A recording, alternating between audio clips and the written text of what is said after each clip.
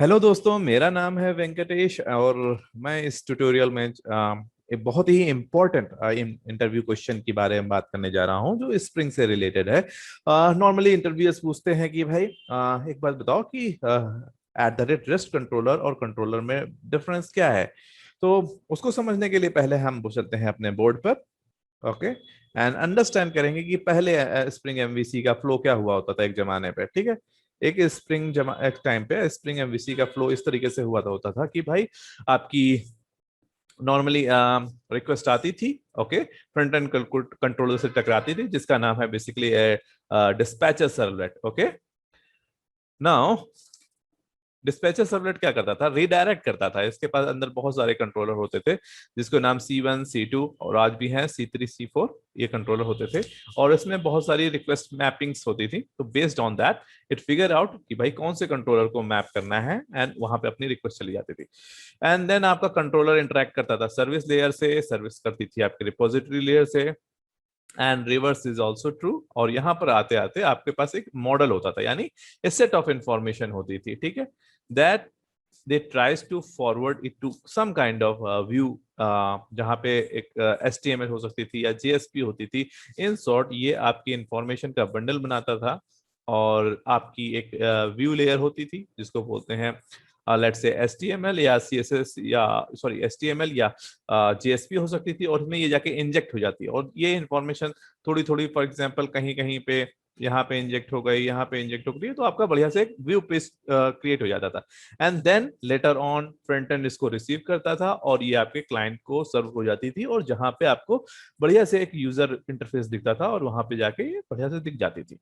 अब दिक्कत क्या थी, ये सब बढ़िया चल रहा था लेकिन एक प्रॉब्लम थी कि फॉर एग्जांपल अब हमारे सारे के सारे हम लोग की एप्लीकेशन तो जैसे जैसे एरा इवॉल्व हुआ, फॉर एग्जांपल आपकी एंगुलर आई या रिएक्ट आई मार्केट में, और इस तरीके की कोई एप्लीकेशन नहीं भी है, लेकिन आपकी एप्लीकेशन में क्या हुआ कि भाई ज्यादातर लोग रेस्ट सर्विस का डिमांड करने लगे। कि उन्होंने कहा कि आपको केवल हमको डेटा दो, मैं यूआई कैसे बनाऊंगा मेरा मेरे ऊपर डिपेंड करता है। फॉर एग्जांपल मैं दो यूआई बनाना चाहता हूँ, एक क्लाइंट मेरा रिएक्ट यूज करेगा, एक मेरा एंगुलर यूज करेगा, और मोबाइल डिवाइस के लिए मैं कुछ और यूज करूंगा। तो उन्होंने कहा तुम सिर्फ डेटा दो, मैं कैसे इसका इस्तेमाल करूंगा that let me decide. Okay, तो अब भाई इस ऐसा नहीं कि ये प्रॉब्लम पहले मतलब किया नहीं जा सकता था।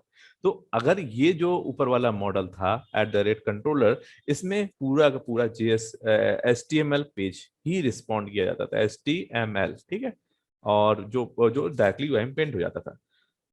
अब कभी कभी रिक्वायरमेंट होती होती थी कि आप हमको XML रिटर्न करो या फिर JSON रिटर्न करो या फिर हमको रिटर्न करो क्या भाई, string. Okay, so in that particular case में क्या हो जाता है कि भाई इनको करना पड़ता है सीरियलाइजेशन, क्योंकि आपका अगर ऑब्जेक्ट है और ऑब्जेक्ट को आपको परसिस्ट फॉर्मेट में या नेटवर्क में ट्रेवल कराना है तो उसको करना पड़ जाता था सीरियलाइजेशन। अब प्रॉब्लम क्या थी भाई, तो सीरियलाइजेशन को प्रॉब्लम को सॉल्व करने के लिए एक एनोटेशन था जिसका नाम था at the rate response body. Response body. Okay, so आपको उस किसी भी जिस भी एग्जाम्पल पे आपको करना हो, जिस भी मेथड पे आपको रिस्पॉन्स बॉडी करना होता था तो इसकी रिस्पॉन्सिबिलिटी होती थी। फॉर एग्जांपल एम्प्लॉय को एम्प्लॉय रिटर्न कर रहे हैं, EMPLOYEE।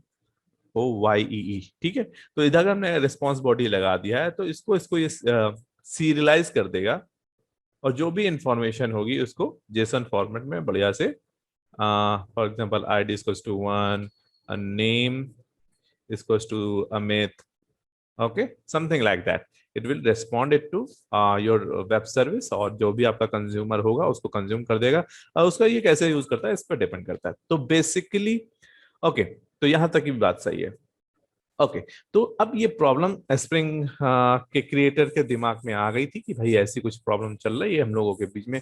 तो उन्होंने एक स्प्रिंग जब 4 वर्जन आया, यानी जब आपका स्प्रिंग .4.0 आया तो उसमें एक उन्होंने नोटेशन इंट्रोड्यूस कर दिया जिसका नाम था at the rate rest controller. ठीक है, अब भाई ये आ गया था तो ये कुछ नहीं है, ये कॉम्बिनेशन है केंदो का एट द रेट कंट्रोलर